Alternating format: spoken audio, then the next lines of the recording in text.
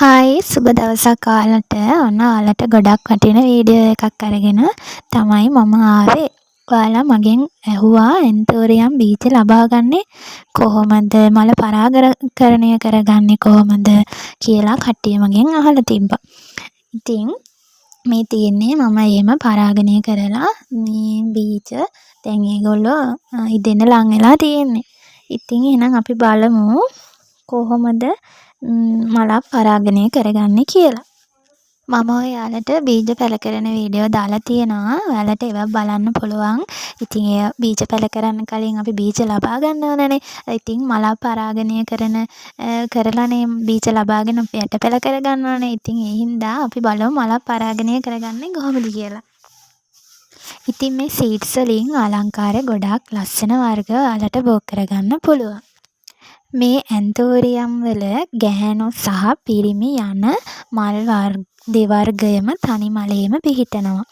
ගැහැණු මලත් පිරිමි මලත් එකම මලේ තිබුණට මේක අවස්ථා දෙකක මතු කරන්නේ. ඇන්තෝරියම් මලක් පිපිලා දින 14ක් වගේ පරණ වෙනකොට මලෙන් සුදු පාට කුඩක් ඔයාලට කෙමියෙන් දකින්න පුළුවන් වෙනවා. ඉතින් මේ සුදු පාට කුඩක් වගේ ඇවිත් තියෙන මලට තමා අපි පිරිමි මලක් කියලා හඳුනා ගන්න යාළුවනේ. එතකොට ගැහැණු මලක් අඳුර ගන්න පුළුවන් මලක් පිපිලා දවස් 7-10ක් අතර කාලයේදී කෙමිය ඔයාලට ඇඟිල්ලෙන් අල්ලලා බලනකොට අපිට ඇඟිලි දෙකට අහු වෙනවා නිකන් ජෙල් එකක් වගේ. අන්න ඒ මලට තමා අපි ගැහැණු මලක් කියලා අපිට හඳුනා ගන්න පුළුවන් වෙන්නේ.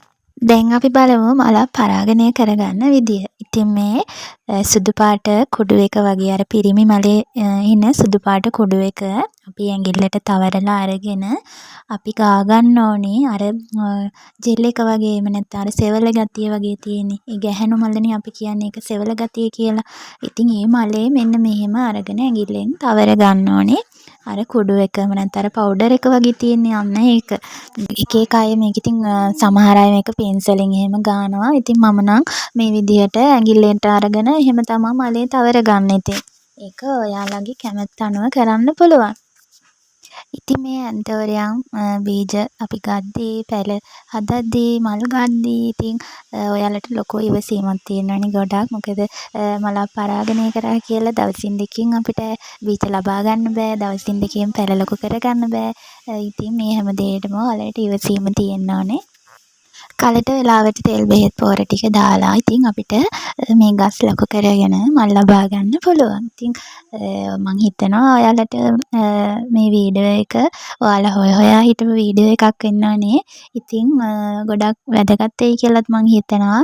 ඔන්න ඔයාලටත් දැන් පුළුවන් ගෙදර ඇන්තෝරියම් යායක් හදාගන්න ලස්සන වර්ග බෝ කරගන්නත් ඔයාලට පුළුවන්. ඉතින් මන් දන්න හැම දෙයක්ම රහසක් නැතුව ඔන්න ඔයාලත් එක්ක බෙදාගත්තා.